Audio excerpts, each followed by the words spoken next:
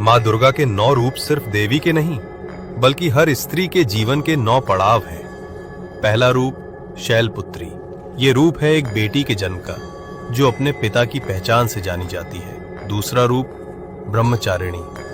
ये रूप है उस कन्या का जो शिक्षा और तप के लिए गुरुकुल में प्रवेश करती है। तीसरा रूप चंद्रघंटा। ये रूप है उस युवती का जो विद्या में निपुण होकर दुनिया का सामना करने को तैयार है। चौथा रूप कूष्मांडा। ये रूप है दर्वती माँ का, जिसकी गोद में रखा घड़ा जीवन की सृष्टि का प्रतीक है। पांचवा रूप स्कंद माता। ये रूप है उस माँ का जिसने अभी अभी नवजीवन को जन्म दिया है। छठा रूप कात्यायनी। ये रूप है उस माँ का जिसने जीवन की हर मुश्किल से लड़ना सीख लिया है। सातवां रूप कालरात्रि। ये रूप है उस स्त्री का जो अपने परिवार की रक्षा के लिए रौद्र रूप धारण कर लेती है। आठवां रूप महागौरी। ये रूप है उस स्त्री का जिसने जीवन की कठिनाइयों के बाद भी अपनी पवित्रता और कोमलता बनाए रखी। नौवां रूप सिद्धिदात्री।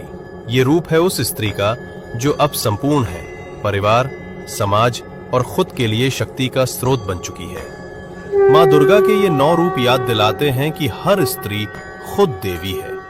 जय माता दी। Download ShareChat.